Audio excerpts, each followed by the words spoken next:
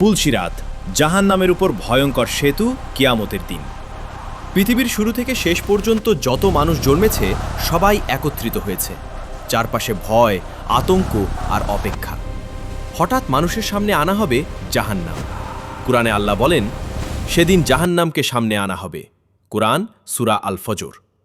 জাহান্নামের আগুন তখন ভয়ঙ্করভাবে গর্জন করবে, আর সেই জাহান্নামের উপর স্থাপন করা হবে একটি সেতু। এই সেতুর নাম পুলসিরাত। কেউ জান্নাতে যেতে চাইলে এই সেতু পার হওয়া ছাড়া আর কোনো পথ থাকবে না। আল্লাহ বলেন, তোমাদের প্রত্যেককেই জাহান্নামের উপর দিয়ে অতিক্রম করতে হবে। এটি তোমার রবের নির্ধারিত ফয়সালা। কুরআন সূরা মারিয়াম।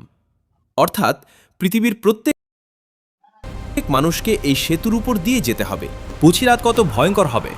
হাদিসে বর্ণনা আছে, এই সেতু হবে চুলের থেকেও সরু আর তলোয়ারের ধার থেকেও ধারালো। নিচে জ্বলবে জাহান্নামের আগুন, চারপাশে আগুনের শিখা আর গর্জন। সেদিন মানুষ ভয়ে কাঁপতে থাকবে। মানুষ কিভাবে পুলসিরাত পার হবে? রাসূল সাল্লাল্লাহু আলাইহি ওয়াসাল্লাম বলেছেন, মানুষের আমল অনুযায়ী তারা এই সেতু পার হবে। কেউ পার হবে বজ্রপাতের গতিতে, কেউ পার হবে বাতাসের গতিতে, কেউ পুতিতে, কেউ পার হবে দ্রুত দৌড়ে, কেউ পার হবে হেঁটে, কেউ পার হবে হামাগুড়ি দিয়ে, আর কিছু মানুষ সেই সেতু থেকে পড়ে যাবে জাহান্নামের আগুনে। এই হাদিস বর্ণিত হয়েছে সহিহ বুখারী এবং সহিহ মুসলিমে। পুলসিরাতের পাশে কি থাকবে? হাদিসে এসেছে, সেতুর দুই পাশে থাকবে ভয়ঙ্কর লোহার হুক ও কাঁটা। মানুষের গুনাহ অনুযায়ী সেই হুক তাকে আঁকড়ে ধরবে। কারো শরীর কেটে যাবে, কারো শরীর ছিঁড়ে যাবে, আর কেউ টেনে ফেলে দেওয়া হবে জাহান্নামে। সেদিন মানুষের অবস্থা কেমন হবে? মানুষ তখন শুধু একটি দোয়া পড়বে, হে আল্লাহ, আমাদেরকে নিরাপদে পার করে দিন। ভয়ে মানুষের অবস্থা এমন হবে যে কেউ কারো দিকে তাকানোরও সময় পাবে না।